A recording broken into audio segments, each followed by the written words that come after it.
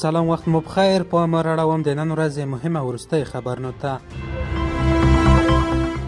د کار او ټولنیزو چارو وزارت ویلي چې تیر کال یې 2,000 زیات کاري جوازونه ویشلي دي. د دغه وزارت ویاند سمیع الله ابراهیمي ویلي چې له دې ډلې څخه 6,000 کاري جوازونه بهرنیو وګړو ته ویشل شوي دي. نوموړی همداراز زیاتوي چې د دوامداره کاري فرصتونو رامنځته کول او د بیکارۍ د کچې ټیټوالي په موخه یاد وزارت په ټول هیواد کې د فني حرفوي زده کړو مرکزونه فعاله کړي دي.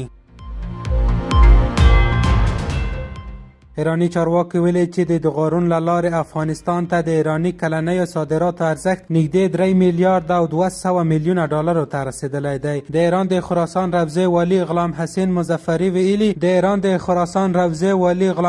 مظفري ویلي د دغاران د آزاد سوداګرۍ صنعتي سیمې اداري جوړښت تازه فعاله شوی او وړاندیز شوی دی چې دغه سیمه د ایران او افغانستان ترمنځ بیا یوه ګډه آزاده سیمه بدل شي. څو جغرافیایي محدودیتونه راکم او د دواړو هیوادونو د سوداګرو او پانګوالو ته د تګ راتګ زمینه برابره شي. د هغه په خبره دغه وړاندیز دا مهال افغان چارواکو ته تر څېړنې لاندې دی.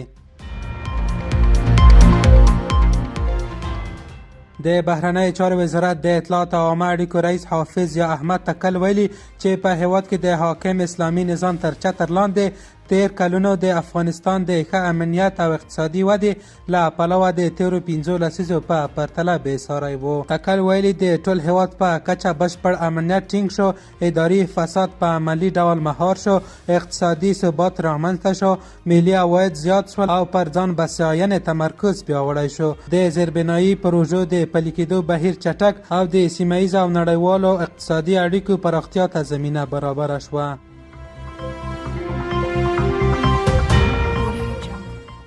د کونړ د نورګل ولسوالۍ مزاردرې اړوند کلي کې د یوې ناچاودې مرمۍ د چاودنې له امله یو ماشوم خپل ژوند له لاسه ورکړی او 6 نور ټپیان دي. د یاد ولایت مسؤلین ویلي چې یاده پیښه پرون ناوخته په یوه کور کې رامنځته شوې چې له امله یو ماشوم مړ او 6 نور ټپیان شوي. سرچینې ویلي چې یادې پیښې ټپیان د درملنې په موخه روغتونونو ته لیږدول شوي دي.